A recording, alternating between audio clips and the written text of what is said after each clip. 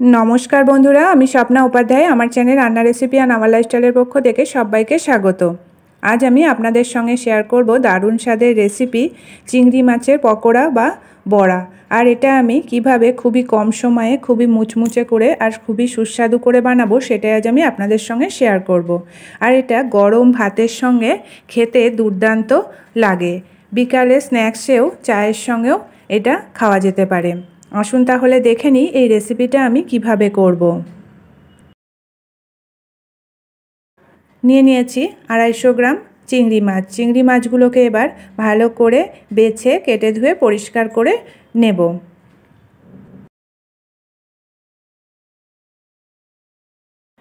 চিংড়ি মাছগুলোকে ভালো করে বেছে ধুয়ে পরিষ্কার করে নিয়ে নিয়েছি। আর চিংড়ি মাছের মধ্যে যে একটা কালো সুতোর মতো থাকে সেটাও বার করে দিয়েছি।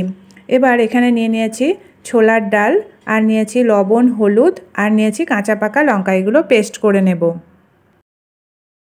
সমস্ত উপকরণ ছোলার ডালের সঙ্গে আর চিংড়ি মাছ ভালো করে পেস্ট করে নিয়েছি, তবে মিহি পেস্ট করলে হবে না, একটু দানা দানা ভাব থাকতে হবে, তাহলেই কিন্তু খেতে ভালো লাগবে।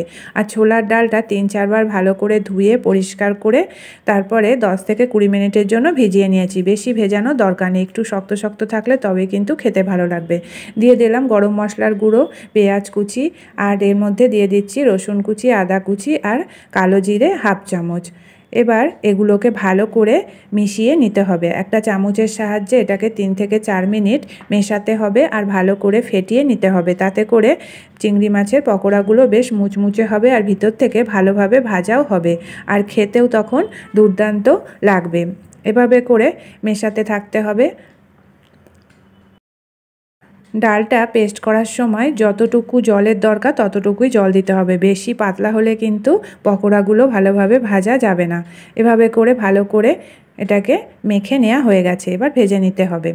তার জন্য কড়াই বসিয়ে দিয়েছি আর কড়াই হাই হিটে রেখে দিয়ে দিচ্ছি বেশ কিছুটা পরিমাণ রিফাইন্ড অয়েল। তেলটাকে প্রথমে হাই হিটে গরম করে নিতে হবে।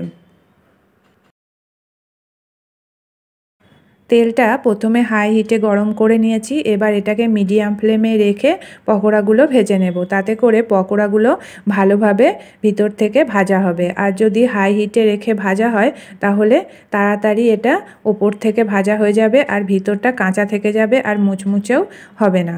এবার চামচে করে 1 চামচ করে ব্যাটার দিয়ে কিছুটা পরিমাণ পকোড়ার আকারে তেলের মধ্যে দিয়ে এক পিঠ ভালো করে ভেজে নেব। আর এটাকে সময় ধরে ভাজতে হবে, তাহলেই কিন্তু খেতে ভালো লাগবে। পকোড়াগুলোর এক পিঠ গোল্ডেন ব্রাউন করে ভেজে নেওয়া হয়ে গেছে, দেখেই বোঝা যাচ্ছে চারপাশ থেকে যে গোল্ডেন ব্রাউন দেখাচ্ছে। তখন এগুলোকে একে একে উল্টে দিতে হবে সাবধানে, দিয়ে অপর পিঠও গোল্ডেন ব্রাউন করে ভেজে নিতে হবে।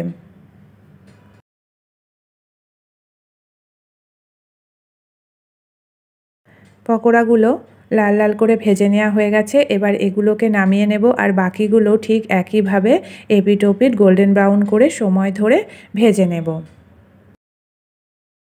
আপনারা চাইলে আমার মতো করে এই চিংড়ি মাছের পকোড়াগুলো একবার বাড়িতে বানিয়ে দেখতে পারেন, গরম ভাত আর ডালের সঙ্গে দুর্দান্ত লাগে। বাচ্চা থেকে বড় সকলের কিন্তু খুবই পছন্দও হবে। তৈরি হয়ে গেছে সমস্ত পকোড়াগুলো, একটা থালায় সুন্দর করে সাজিয়ে নিয়েছি। আর দেখতেই পাচ্ছেন পকোড়াগুলো দেখতে যেমন কালারফুল হয়েছে আর খেতেও হয়েছে দুর্দান্ত, আর ভিতর থেকে মুচমুচেও হয়েছে। ভালো লাগলে রেসিপিটা লাইক শেয়ার কমেন্ট করবেন, আর আমার চ্যানেলকে এখনও যারা সাবস্ক্রাইব করেনি প্লিজ সাবস্ক্রাইব করে নেবেন।